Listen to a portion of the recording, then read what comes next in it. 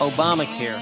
Ain't nobody got time for that. Stupid people are ruining America. The president just wants to take care of you. He just doesn't think you're able to do it for yourself. There's a very thin line between communism, progressivism, Marxism, socialism. The empire will strike back. You still don't know that this was political.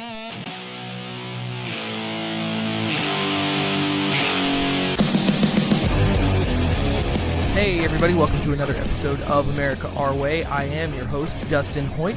I hope you've had a great week. I hope you folks have been enjoying yourselves. I certainly have. There's been a lot of stuff in the news today, people trying to take our freedoms, but what else is new? What else is new? Well, first, we've got a statement from the FEC chairman that sparked some headlines this week, and I think it's fairly interesting, at least noteworthy, something to keep an eye on, because it is, of course, Democrats trying to do more regulation, trying to dip their hands, their bureaucratic love, into conservative lives yet again. They didn't learn their lesson in the IRS scandal. They haven't learned their lesson at all when it comes to irritating grassroots, when it comes to putting a bullseye on conservative Americans. And this, of course, extends into libertarians, because a lot of times libertarians are the ones that are called extreme by Democrats. So it is something worth note. Let me tell you, the FEC chairman, the Federal Election Commission, is a Republican right now, and he says, he made this statement yesterday. I think it was yesterday. He says, "I think that there are impulses in the government every day to second guess and look into the editorial decisions of conservative publishers." That's the chairman, Lee Goodman. He vowed to fight it, but, his term will be up when it's up. And he pointed out that there have been several examples of the FEC considering regulating conservative media. This includes Sean Hannity's radio show and Citizens United's movie division. Now, the idea is that the Federal Election Commission, they are the regulatory body that does all sorts of stuff, like who can donate, what kind of political sponsors are okay. They handle all sorts of issues like political action committees, what they're allowed to do, all sorts of stuff like that. And they're a nonpartisan organization, half Democrats, half Republicans, and the idea is that they are supposed to try and keep fair rules of play. They're supposed to be like the gentlemen and gentle ladies governing the game, if you will. And this whole discussion of regulating conservative speech has been started by the fact that you've had conservative media outlets dismantling the left's chokehold on news and on news sources. For example, leftist bias led to Fox News' creation and meteoric rise to number one in cable news. Now, you still got ABC News as number one in broadcast news as the letter stations, the alphabet stations. And, ABC News generally does a pretty good job. It just, it depends on who you get. Like, when you get into election season and you have Karen Travers doing reports, you have to watch out what you're getting, because they have been known to slant. And thankfully, Jonathan Karl has stepped up recently, and he's been doing a good job of handing it to Jay Carney in the press gallery, that kind of thing. But it's interesting. It's interesting to look and see that some people in the government want to regulate what conservatives are allowed to say, what opinions go on the air. And the idea that the government is trying to regulate rhetoric, that it's Democrats trying to say who can talk about what. I mean, this goes to the heart of the First Amendment. I mean, this is precisely what the founders were worried about. Government trying to get their hands into what the press says. And the left has had a dominating chokehold on it for years.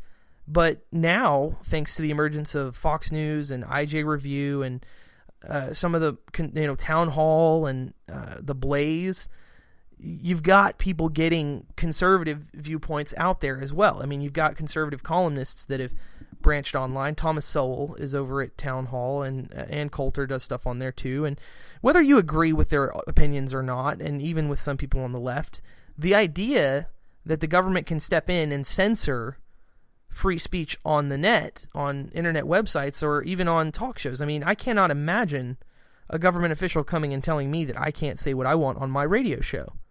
That's not how this works. The free market will punish people if they say stuff that Americans don't agree with. If I'm ever wrong, just terribly, horribly wrong on something, you folks won't listen. If I am ever a partisan, inflammatory hack, you guys will stop listening. I mean, albeit I might get some tinfoil hats in the crowd, but, my audience will reflect it.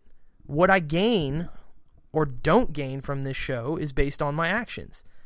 And to say that editorial decisions like what Hannity covers on his show and his opinions, or the whatever his producers write up for him, or the guests on his show, should be regulated in any way by the government is natural rights blasphemy.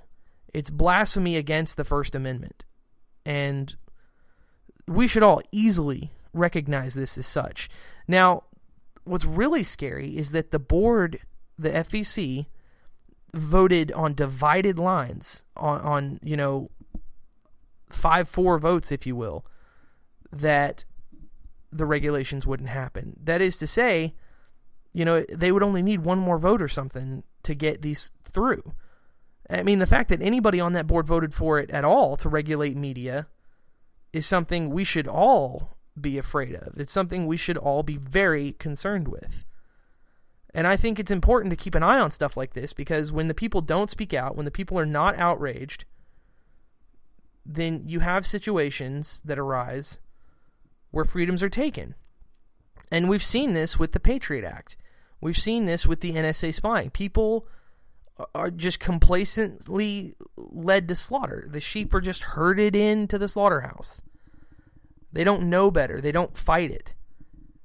I mean, the whole idea of our nation's survival, the whole idea of our preserving freedom, was based on the notion that Americans would fight for their liberty, that Americans would stand up and defend themselves against government tyranny. And what we have increasingly seen is that people are not concerned with freedom. People are overwhelmingly unconcerned with government. They just don't care. Politics bores them. It's just not their thing. As if it's a TV show you don't like, as opposed to the people that have an immense amount of control over your life. I mean, it's terrifying to think that most people are more concerned with what the Kardashians are doing than what the politicians are doing. And as a consequence, we get the government we deserve, and it's a really crappy one. And you could blame activists, you could blame the media, you could blame television, you can blame the schools. There's so many things that you can blame.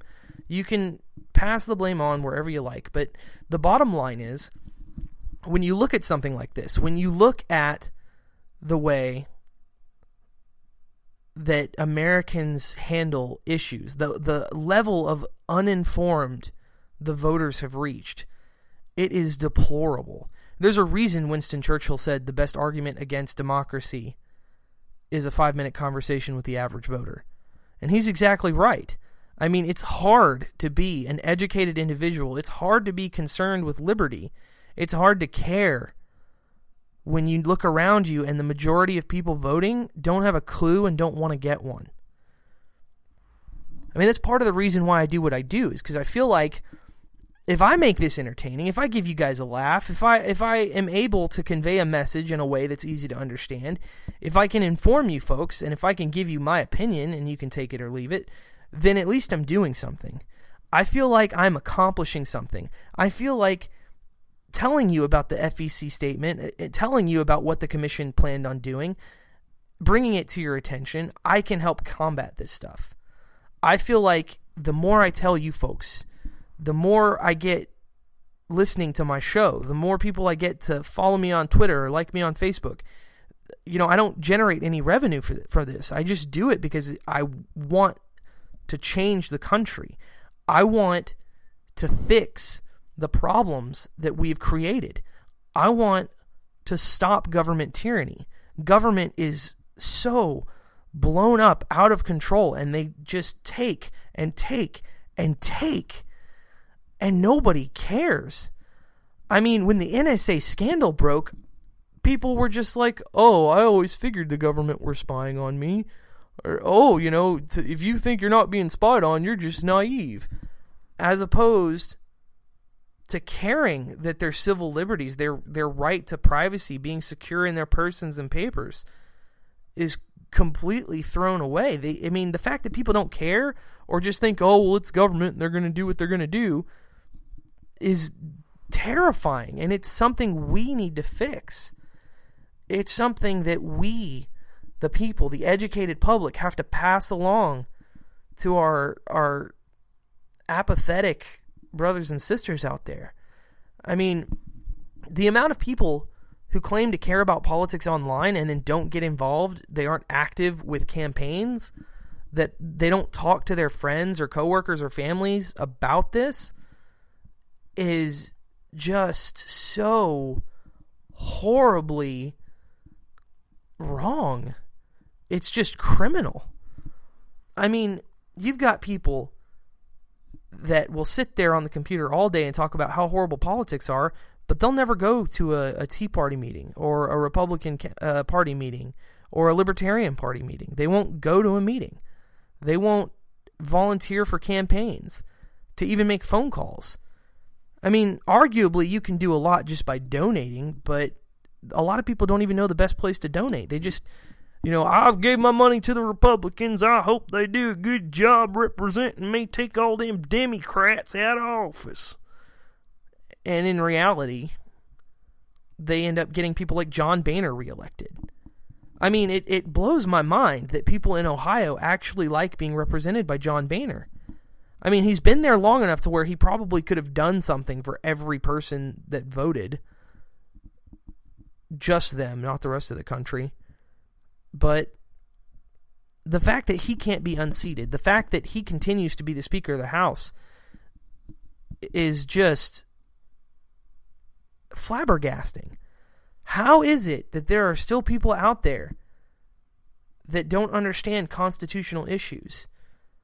I mean, I don't know if it's just my way of thinking that maybe I use too much logic, or I just am unable to accept that people are dumb. I don't know. I mean, I say a lot that people are stupid, and for those of you listening to my show, you know what I'm talking about. People are just dumb. I mean, they voted for Obama. Obviously they are. But we have to change that. It's our job. And it's not that they're stupid. It's that they don't care or they don't know. I mean, more often than not, people win elections just because the voters recognize their name, or they don't inspire the people who care about politics to vote for them. I mean, that was one of Romney's biggest problems, is that Republicans just didn't care. I mean, as anti-Obama as they were, people were not excited about a President Romney. I sure wasn't. I didn't want him to win. I didn't want him anywhere near the White House, but he became our nominee. Our nominee. I should say their nominee, the Republican nominee. I stopped calling myself a Republican shortly before his nomination. And, I started getting a clue on constitutional issues, on how certain social positions deeply affected my liberty in negative ways. Like gay marriage, for example. I don't want the government telling me who I can and cannot enter a contract with. It's none of their business. And it's not my right to tell anybody who they can and cannot voluntarily enter a contract with. It's not acceptable. It's not acceptable to me, and it shouldn't be acceptable to you. So if you take anything from this FEC committee votes that nobody's heard of, it's that I need to, and you need to talk about government, talk about why the Constitution matters, and talk about why it's important to change our parties into parties that are concerned about liberty. Liberty first. We'll have more when we come back.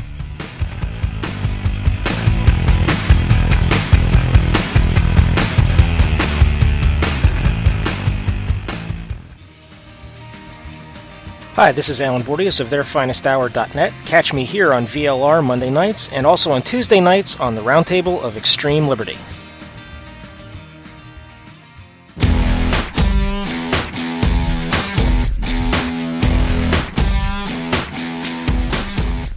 Ladies and gentlemen, you knew it was coming. It has to happen every week because people just won't leave it alone. It's the minimum wage segment. I know.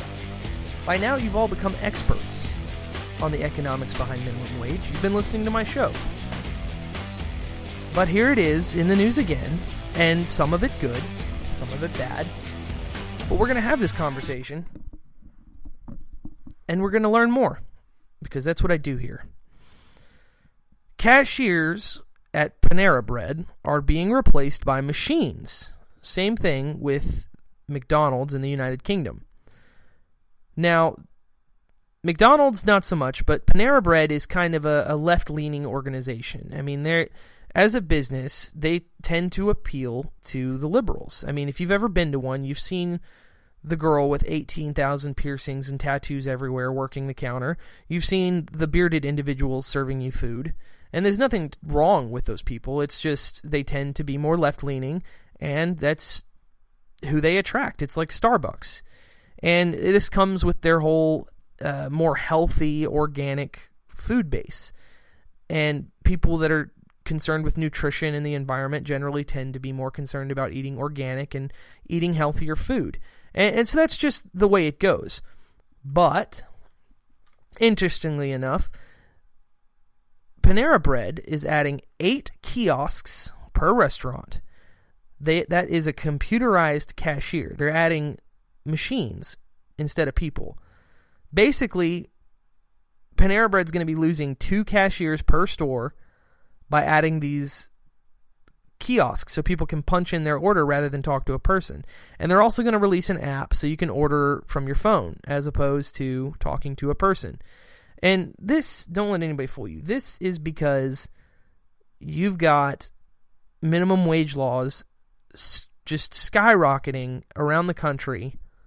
How much you got to pay somebody for serving you a sandwich.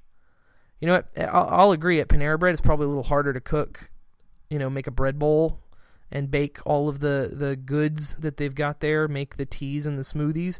It's probably more difficult than it is to flip a burger. I'll give you that. But it's still, to be made on a mass scale has got to be pretty simple. I mean, it's frozen. They, microwave it and then stick it on a griddle, and they cook your panini. Or they make you a sandwich, bake you a cinnamon roll. I love their cinnamon rolls. They don't taste horribly bad for me like the other ones. They're pretty good. When I'm feeling sick, I'll tell you, I go right to Panera Bread. Get me a Cuban panini and some homemade chicken noodle soup. It's good stuff. A little pricey, but it's good food. And generally speaking, they have nice people working there. So it is what it is. But I find it interesting that this organization, this company, will probably lose customers by putting the kiosks in there. That being said, they'll probably gain some from the people who don't want to deal with customers and like the food like me. But it just goes to show you that businesses, they're preparing for these minimum wage laws going up. You've got 60% of Americans almost that support increase in minimum wage federally. That's terrifying because it shows that over 50% of Americans don't know jack crap about economics and should probably never be allowed to vote. But such is the American life. I mean, when I took economics in college, or not in college, excuse me, when I took economics in high school, and it's, I believe, required now that people take economics, more often than not, we played Monopoly and we watched videos on economics, but we never once talked about Milton Friedman. We never watched YouTube videos of Milton Friedman. We never talked about Rothbard. We never talked about Austrian versus Chicago economics. We never talked about Keynesian economics. we never really talked about economics. We got a very, very watered down basic economics. Money goes in, money comes out, businesses, government. And a lot of this is because even teachers don't know jack crap about economics. And as someone who knows a lot of teachers, quite frankly, I would love to provide them material on what to teach in economics. Because the fact that Keynesian economics, the fact that that is even allowed in a classroom is terrifying. The idea that government spending will grow an economy is a positive thing is terrifying. Sure, spending will grow the economy a little bit temporarily in certain sectors, but government overwhelmingly wastes money. And so every dollar spent by government is not worth a dollar spent by a consumer. And Keynesians think that's okay, that it's the massive amount that government's able to pump in makes up for that difference. But then they don't take into account how much the debt hurts. And that's why you've seen the credit rating of the American economy decreased under the Obama administration. Because these Keynesians are like, oh, we'll just grow out of it, and then they create nothing but part-time jobs, and they're surprised when people aren't investing and hiring and paying more wages. They're surprised by these things because they don't understand economics. And this is something we can help. This is something that we can very easily explain to people. Now, continuing on here with the kiosks, you've got McDonald's USA contemplating doing tablet ordering. So basically they're going to stick an iPad in front of the register and just have you push buttons to decide what's on your burger instead of a cashier. And they've already done it in England. It's a lot of the stores in England, the restaurants, if you will, McDonald's have kiosks where you just punch in a burger. And what's great about that is that when you punch it in yourself, you're probably more likely to get what you ordered, which I think is fantastic. More importantly, the less money they have to pay employees, the more money they can invest in their food, which, it's not to say that they will, but, I support the innovation of business. I mean, if McDonald's is getting big on this self-ordering thing, if they were to implement kiosks everywhere, it would be a wonderful, wonderful thing for technology, because touchscreen technology and operating systems, mobile platforms, they would get smaller, they would get more efficient, they would get cheaper. More importantly than anything else, they would get cheaper. So you would see iPads and tablets go down in price, I think. And this is also something that's happening at Applebee's and Buffalo Wild Wings. They're rolling out programs to pay and order by tablet at the table. So you would just have a tablet at the table where you could punch in what you want, and a server will bring it to you. They could cut their restaurant staff in half. I mean, they would only need somebody to refill drinks and then deal with any issues with the food, which are less likely to happen because you ordered your own food at the tablet. There was nobody there to lose your order in translation. I think it's a fantastic thing. And it's all because all of this is happening, and it's being accelerated because of minimum wage laws like Obama pushing 10-10 in every state. And you've got a bunch of states passing 10-10. And you've even got Seattle doing a $15 minimum wage. Now, I mean, it would be nice to just get $15 an hour. I mean, I think everybody would love $15 an hour, for minimum wage, an increase in whatever you're making by 60% or something. I mean, that would be great. But the question is, did you earn it? Is your labor worth that? And if the answer is no, then the cost of goods are going to go up. And if the cost of good goes up, then that means everything that you're earning becomes worth less because the goods you have to buy cost more. And that's what people don't seem to understand. Now, there was a great article in Forbes about this. The person who wrote it was saying, Seattle set this $15 an hour over 7 years. It's supposed to be implemented. It's supposed to go 3 years for large businesses, corporations, and 7 years for small businesses. And like I said last week, small businesses provide something like over 90% of the employment in America. Small businesses are still king. But if you look at this, if you look at what minimum wage actually does, it is socialism wrapped in a very pretty package. I mean, who doesn't want more money? It's a very pretty package. It's very appealing. I mean, as a 16-year-old, I was all for an increase in minimum wage because it meant I made more doing the same amount of work. I mean, who's not for that? And then I understood the economics of it, and I immediately became against it. Because I would rather be able to afford McDonald's and gas as opposed to making more money and owning less of it.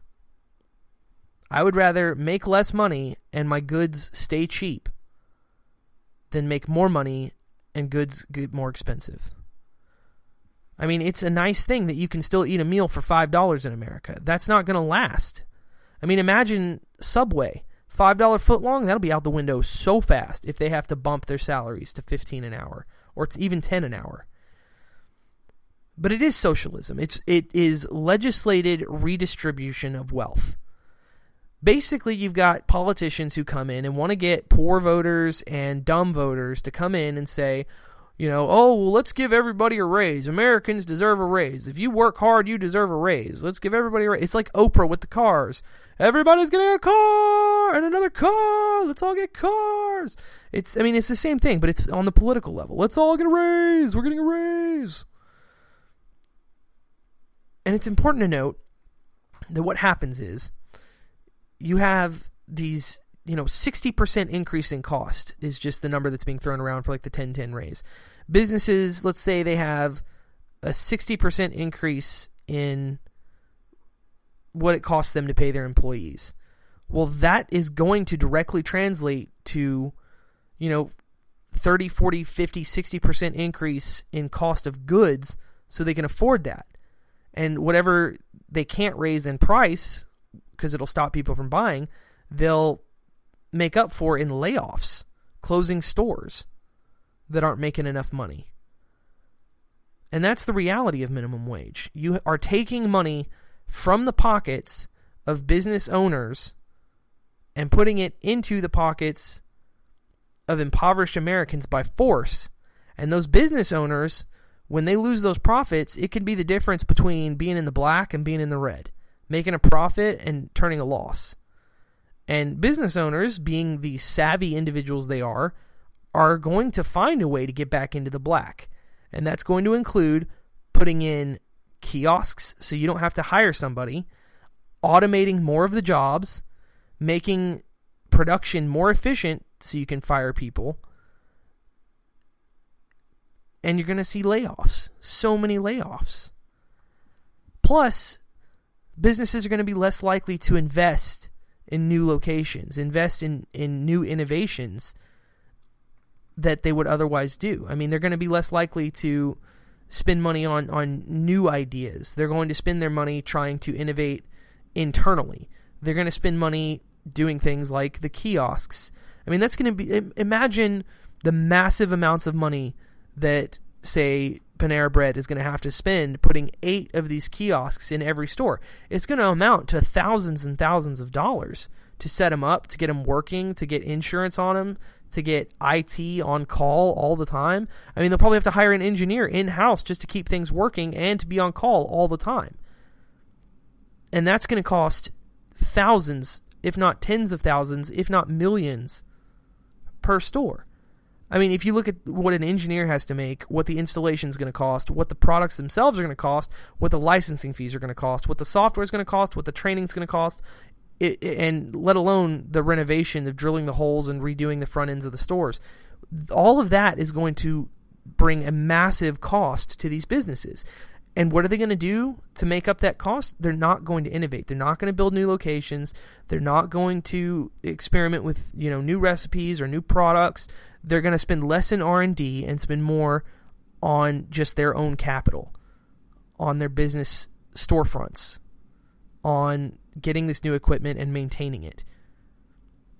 So what you're going to see on top of that, on top of all that, on top of the business freezes, on top of the jobs lost, on top of all of that, you're going to see low-wage workers losing as much as half of that new income. This is according to the Forbes article, losing at least half of that new income to increased taxes and lost benefits. That means they might lose their health insurance, they might lose dental, they may lose holidays, they may lose, gas cards or company cars. All of these other benefits that they had originally gotten, you're going to see them gone. on top of the increase of their cost of living because the increase of goods will go up. People also in Seattle, for example, they're saying because they're phasing it in, they're not likely to lose their job. That's not true either. As we've shown, as we've talked about, businesses are going to fire people. I mean, 1 out of every 3 workers will be fired in minimum wage jobs if this increase goes through. And that's the CBO that said that. That's not me just pulling a number out of thin air. We'll have more when we come back.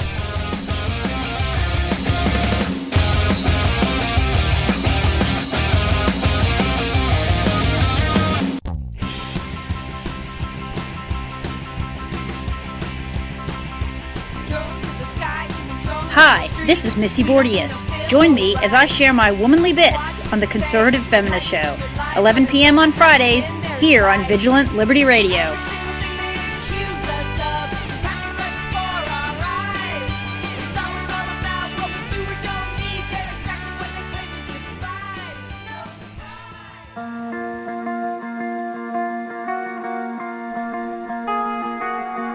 Okay, everyone. I've been hearing more and more about it, so I think we're getting to the point now to where it's time to start talking more seriously about 2016. We are going to start hearing more about these candidates that are making their way into the arena, that are drawing some interest, that are considering a run, and I think it's important that we start taking a look at them now. Mainly because of what happened with Romney. The fact that he waltzed in and took a nomination that would have been better suited for Herman Cain or Ron Paul. I mean, even Rick Perry would have been better. Even with that stupid flub that he made, he would have been a better choice. But we got Romney. And I think a large part of that is because people were not educated on who was stepping into the arena. People did not get enough coverage on who these people were. There was not enough vetting that went on at a common level. They just addressed the various speeches and debates and didn't look much into it. And especially now with 2 losses on the map for the Republican Party, they've had to take a hard look inward and try and decide where they stand on the issues and what's causing them these problems. And I think that a large part of that, a significant portion of what's wrong with the party, is going to come down to a fierce fight in the primary. Because establishment Republicans are blaming the Tea Party is blaming rhinos are going to blame libertarians are going to blame everybody. And that's what we've seen across the nation. We've seen people that have come in and stepped in and said, you know, it's the establishment that's causing problems. It's the fringe Tea Party groups that are making good Republicans lose their seats, and they should be donating to national campaigns, etc. infinitum. And, you know, you've got, what's her name, Ann Coulter, spouting off about how grassroots conservatives are trying to kick good conservatives out of office. And one of the ones she talked about was John Cornyn and how he's a strong conservative and he needs to stay in place, etc., etc. And Stockman shouldn't have challenged him, and grassroots movements against him and money donated against him was money wasted. And she was right insofar that it was wasted on a bad candidate against him. But the fact that she is touting, you know, establishment Republicanism and saying that, you know, people need to get on board and understand that the establishment Republicans are better for the party winning national victories than Tea Party groups and liberty groups, that grassroots needs to refocus itself because they're in the fringe, and all of this nonsense. And my big problem is that when you have people that talk about how the establishment is good for the party and how people need to just fall in line behind what's already here, you lose a lot of the power behind refocusing that we really needed, that Republicans needed as a party, that libertarians needed to get a stronger voice, that, you know, that could help lose rhino seats, that, helps activate more activists, helps get more people involved in the political process. I feel like the more people try to promote moderatism and try to promote the idea that the inclusive party line is the establishment line, it just convolutes everything and it becomes messy and confusing. And then you get to where we are now, where nobody knows what the Republicans stand for, because half of us want to kick half of them out of office, and then the other half aren't going anywhere and think we need to fall in line because Democrats have to be beaten. And this, of course, is because nobody learned the lesson of the Bush era, that electing a Republican is not a victory. If you just elect a Republican, everything will get better. That's not true. And that's not true at all. We saw the Patriot Act. We saw 3 wars. We saw increase in the war on drugs. We saw harsh sentences for nonviolent offenders. We saw all of these things under a Republican president. We saw more spending, massive amounts of spending. We did not see tax reform. We did not see reform on Social Security and Medicaid. We did not see immigration reform. We did not see tort reform. Not really. We did not see any of the reforms that are supposed to come from Republicans. All of these things that they claim to want to do, they don't do it once they get in office. That's their problem. The problem is that they don't follow through on their promises. And this is why it kills me when Republicans talk about Ted Cruz badly. Because at the very least, when he was elected, he went to Washington to do what he said he was going to do. He went to Washington to kick butt and take names. It's time to kick ass and chew bubble gum, and I'm all out of gum. And it seems to me like people are getting upset that he's actually doing that. I mean, you have him in Congress making enemies because he broke the traditional rule that freshman senators, when they come in, they are supposed to sit quietly by and learn the ropes and learn how things are done and, be seen and not heard. And that's true with a lot of people that make it into Congress. You don't know their names. I mean, a lot of people don't know who their representative is. And for good reason. They're not doing anything. And I know this is true with a lot of Texas politicians. I mean, if you Google Texas, representatives from Texas, and you look up just all the different people, there's so many, and you don't have a clue who they are. I mean, you know who Sheila Jackson Lee is because she's an idiot from Houston. Just a complete and total, utter failure of a human being. And then you've got Louis Gohmert, who, has made some ridiculous remarks, but generally pretty funny guy and takes it to him from time to time. He had that exchange with Eric Holder not too long ago. I mean, he does what he does. I mean, he's not fantastic, but he gets things. I don't want to say he gets things done, but he's entertaining to say the least. And then you've got Ted Cruz, who had this meteoric rise. And then you've got Mike Lee, who kind of, not so much. Marco Rubio, not so much. But Ted Cruz and Rand Paul, they went to the Senate and took it to them. They went there and represented their folks, and that's the way it ought to be. Now, there is one guy that doesn't get enough attention, I think, in Congress, and that would be Mr. Justin Amash.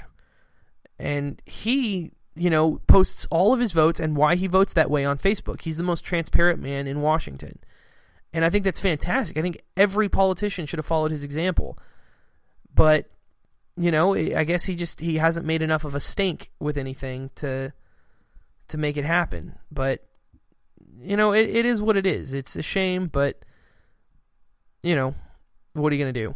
I know about him. I'm telling you about him. If you haven't liked him on Facebook already, you should, because anything that goes on in the House of Representatives, he'll post about it, and he'll tell you. And so he'll say, I voted yes on this because this, and this. He'll explain what it is and why he voted that way. And I don't understand why every politician doesn't do that, because I feel like, A, you would be perfectly clear on everything you do, and B, you would get so much credit for being transparent. But he's the only one. He's the only one. So it is what it is, but, you know, what are you going to do?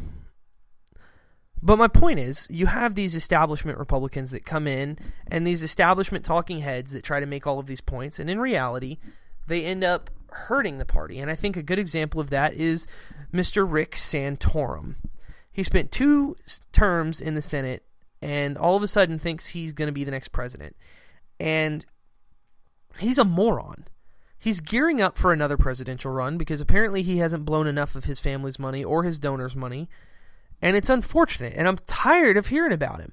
I'm tired of people saying Mike Huckabee or Rick Santorum for president or Chris Christie. I mean, I like Huckabee better than the other two, but he's still not the candidate we need. I mean, he'll do well for getting the evangelical vote and a lot of the hardcore Christian right, but he won't appeal to moderates at all. He's not going to appeal to a lot of conservatives. And you're not getting the party united behind any one guy because the party itself is splintered and fractured on the issues. And a lot of it is the fault of people. People like you and me not getting out there and educating enough people. I mean, you can only do so much to change someone's mind, but you can at least help throw the facts out there. And if, get involved if you can. Comment on the page. Talk about the issues. I'm always there, and I'm always talking to the fans over there, the listeners on Facebook or, on Twitter. I'll respond to you all the time. It's just a matter of having these conversations for people to see and getting them united behind a message. And since no one's doing that, since nobody is being this uniting, driving force for conservatives to get behind, you've got Rick Santorum pandering with minimum wage. He supports the minimum wage hike. He does. And he's like, oh, Republicans need to not be against the working man. Da, da, da, da, da. He's a tool. This guy's an idiot. He is trying to pander on an issue that will hurt the American economy severely. I mean, it might get some low-income voters. Of course it will. They don't know better. But you're going to hurt the economy as a whole. You're going to hurt business. Santorum also strongly supports the war on drugs, which has been shown to be a complete and utter failure and a waste of money. And this is another issue that establishment Republicans cannot seem to read up on. They cannot seem to bother reading the facts on this. They just cannot bother themselves with learning about this issue. And it is depressing that so many individuals are just wrapped up in this drug thing. And it kills me because there's so many people that vote just on drugs. They vote just on the drugs issue. But there's so many old school conservatives out there that they can't seem to bring themselves to understand the difference between militant liberalism and pot smokers. Most pot smokers don't care about politics. And this, this is a conversation I had with an older conservative that I know personally. And he was saying that he'll never forget that when he came back from Vietnam, the pot smokers egged him while he was in uniform on a college campus. Now, I completely understand the hate for that. I completely understand why he would hate people who smoke pot, or I guess illogically hate people who smoke pot because of what happened to him. That's a traumatizing experience. He serves his country, risks his life, and they egg him. I understand completely. But unfortunately, he has spent so long wrapped up in this idea that it's the pot smokers' addled drug brains that made them do this, and not their communism, their socialism, their radical leftist leanings.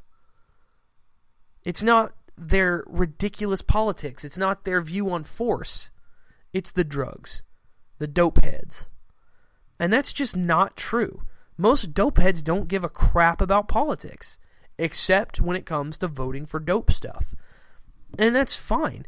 I mean, I cannot comprehend why some of these older conservatives can't just say, look, let these people smoke dope and they'll just stick to their couches.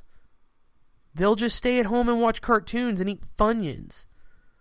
Or, more importantly, they can't see the benefits of decriminalizing marijuana that it has for people with seizure disorders like epilepsy. I mean, millions of Americans could be pain-free. There could be massive advances in medical research. But they ignore it all because of the dope heads. Because the liberal dope heads of the past have painted drugs with this nasty, radical, leftist, violent paintbrush. And that's the situation we find ourselves in. Santorum said, this whole idea of personal autonomy, well, I don't think most conservatives hold that point of view. Some do. They have this idea that people should be left alone, be able to do whatever they want to do.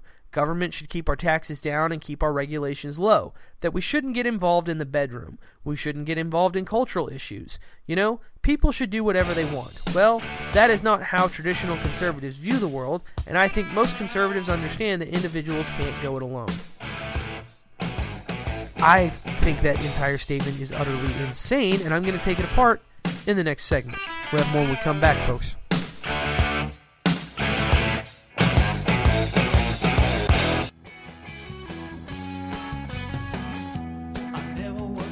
Hi, this is Taylor, and while you're listening to all the other great shows here on Vigilant Liberty Radio, be sure to check out my show on Saturday nights called Saturday Night Cigar Lounge.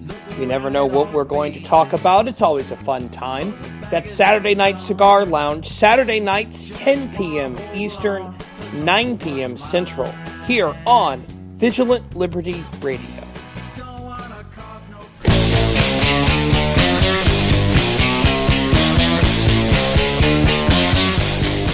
So I'm going to go ahead and read this Rick Santorum quote again and take it apart piece by piece.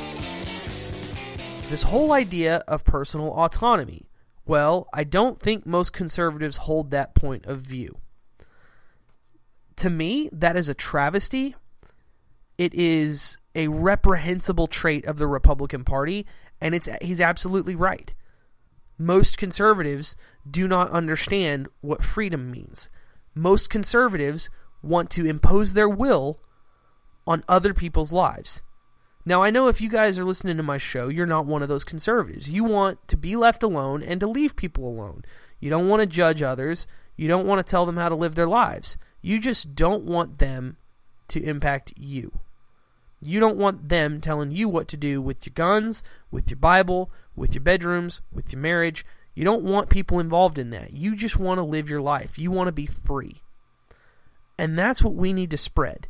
That is the message we need to spread. Being free. And it's disgusting to me that Rick Santorum has so much support after making these remarks. He said, I'm going to just continue on with this quote again. They have this idea that people should be left alone, be able to do whatever they want to do. Government should keep our taxes down and keep our regulations low, that we shouldn't get involved in the bedroom, that we shouldn't get involved in cultural issues. That's exactly right. We should not be involved in people's sex lives. If you want to do what you want with your boyfriend, whether you're a guy, a girl, or a confused person who wears a furry fox outfit, I don't care. That's gross. I don't even want to know about it. Just keep your nastiness to yourself. If you're one of these freak nasty people that's doing all kinds of crazy stuff in your bedroom, good for you. Don't tell me about it. I don't want to know. I don't care what you do in your bedroom. And I sure as crap don't think Uncle Sam needs to be involved in it. Now, son, you are not using the proper angle to be able to fully pleasure your partner. Gonna have to write you a citation. I kid, but really. And as far as cultural issues go, culture is shaped by people interacting. How people interact with each other. Now, a lot of conservatives, this involves 4th of July picnics, going fishing, going to church with your family, heading out to the shooting range, going hunting, camping, just going to see a movie, watching TV on the couch with your family, learning how to cook from your mom or your dad, grandma's cooking, grandpa's cooking. It could be taking your son out hunting. These are culture. This is the definition of culture. And when you have something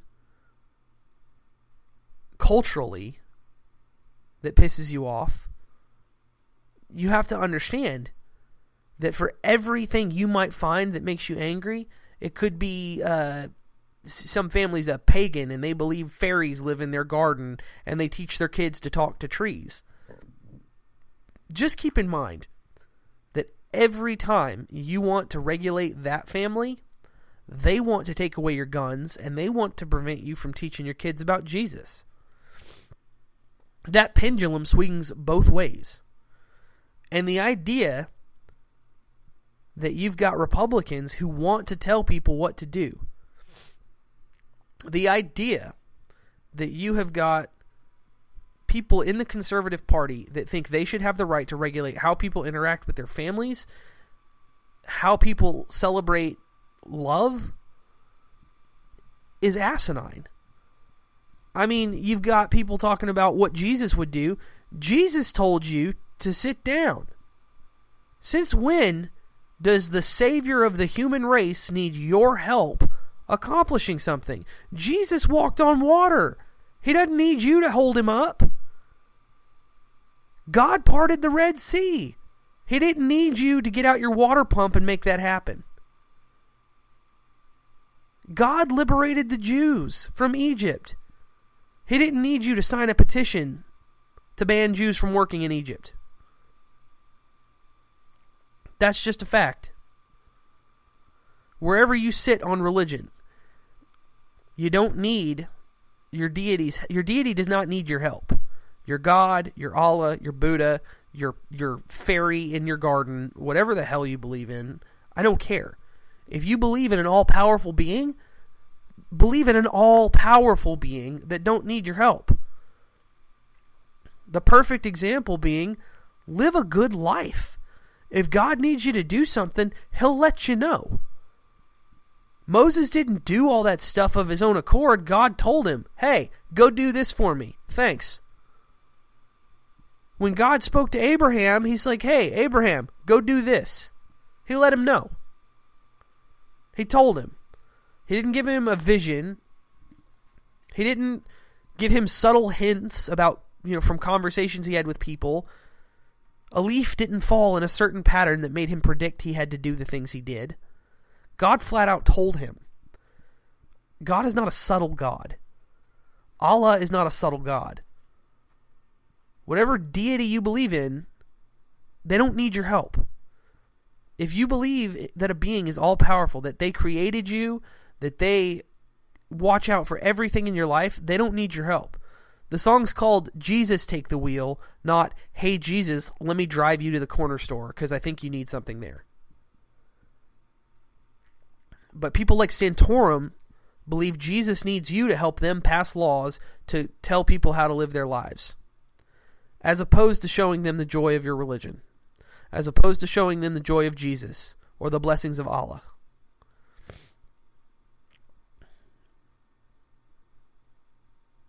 So why do people act like that? Why do people do that? And the reality is that people who want to restrict other people's lives do so because they're fascists. They believe that they know better how every person should live their lives, whether that's because they think the wrath of God will come on them if they don't, whether it's because they think somehow their religion gives them the right to tell others how to live, as opposed to spreading the good word of their religion. There's a whole plethora. But the bottom line is, using force against other individuals is against every religion. 99.9% of the time.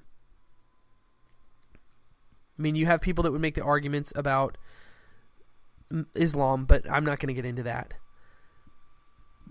My point is, the idea that you have to ban gay sex like Louisiana did is utterly insane. A, you can't enforce it, and B, if you did, it would be a hate crime. If you really, truly want to make a difference with your religion, keep it out of politics. Go reach out with your Bible, not with your vote. Leave the people alone who need to be left alone. The sinners came to Jesus, not the other way around. Jesus didn't knock on doors and say, hey, have you heard the good word about me? It's not how he did business, and you shouldn't do business that way either. To continue the Santorum nonsense here, he says, Well, that is not how traditional conservatives view the world, and I think most conservatives understand that individuals can't go it alone. Who says anybody is going it alone? Whether it's family, your church, friends, community center, co-workers, a good book. Whatever it is in life, you don't have to go it alone. You choose to. You don't have to have government intervention to not be alone.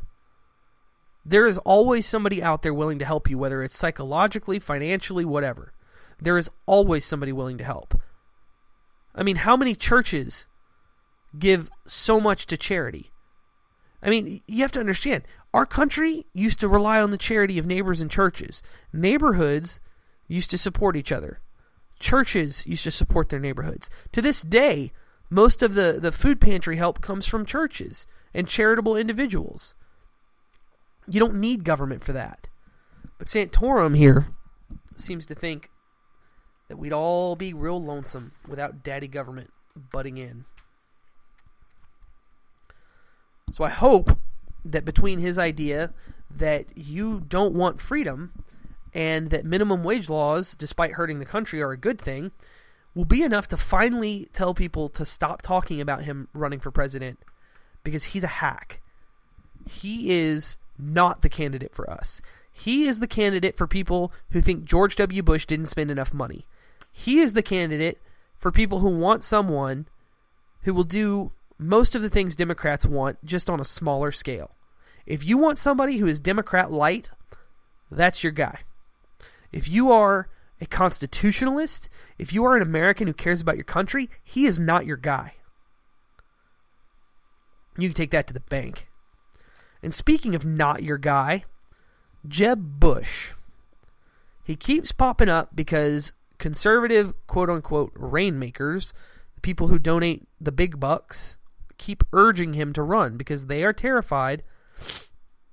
They are absolutely scared of all the candidates.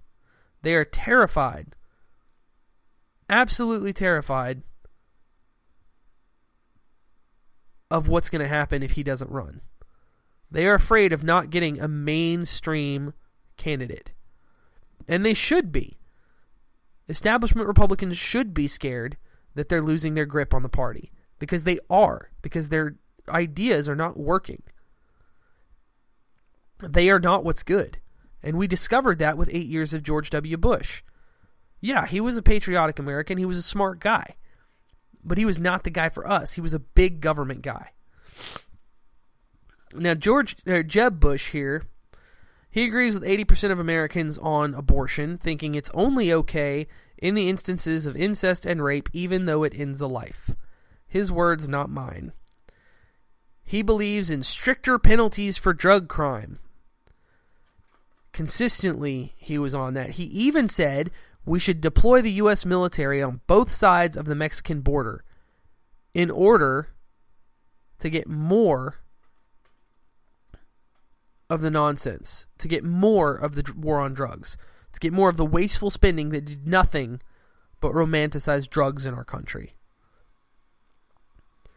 He opposed treatment instead of jail time for nonviolent drug offenders.